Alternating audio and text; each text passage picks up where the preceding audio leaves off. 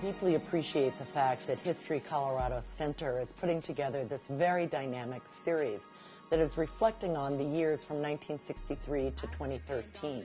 But I think it's really important that we look at that history not only as a celebration of achievement, but that we also recognize, and the museum is doing a fabulous job of this, that there are challenging aspects to this history, as well as great hopes and aspirations. And it's only by having that rich dialogue among multiple cultures and ethnicities and races and economic groups within and throughout the state and varying communities that we can, in fact, seek to achieve the equity in which we all believe. If you think about the past as our collective memory, not spending time reflecting about the past represents a kind of collective social amnesia.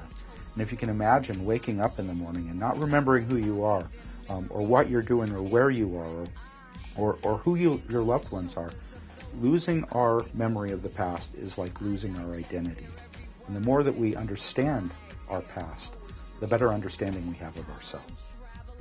We tend to think of the black-led freedom struggles of the mid-20th century, or as we more commonly refer to them, the civil rights movement, as this moment that's frozen in time, when instead we should be thinking about and teaching about that era as part of a continuum that extends backwards and extends forward. And even more important, I would argue, is that we need to begin putting ourselves on that continuum right now, in this moment, thinking about where we fit into that ongoing struggle. This country, though it is more than 250 years officially old, has only committed itself to the building of a really multiracial country, democracy, citizenship for 50 years, less than 50 years. And that's an important recognition. In 1963, that people who were working for, democracy then, people who were fighting segregation in the South, that they would have been aware of 100 years previous when the Emancipation Proclamation was signed. They would have been aware that there was this unfulfilled promise, and I never had thought about that before, but I would love to talk. I'm looking forward this year to reflecting on what it was like to be in 1963, reflecting back another 100 years. And I think the most important thing is to say, what can we learn from the past 150 years for our next 50 years?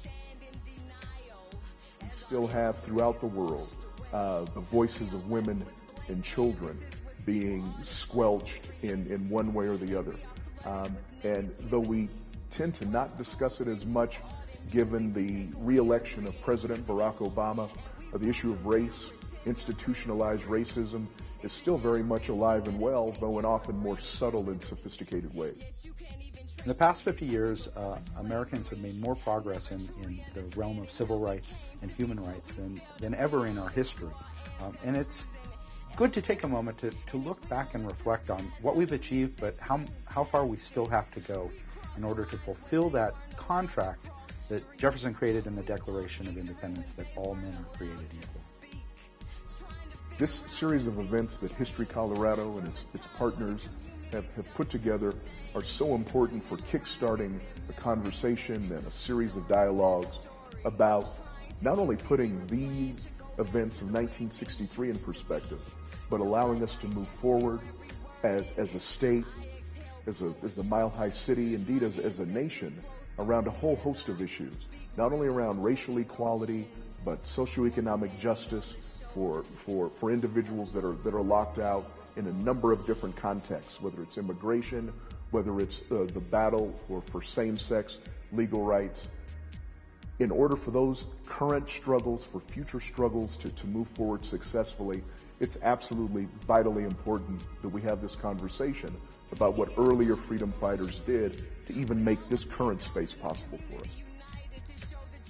But in every possible opportunity that we can get to ask ourselves, what does it mean for we the people to create a more perfect union in this country. And we walk around pretending we're free. It's a generation that has taken for granted their liberty. Yet you can't even trace your history before slavery. Never truly understanding.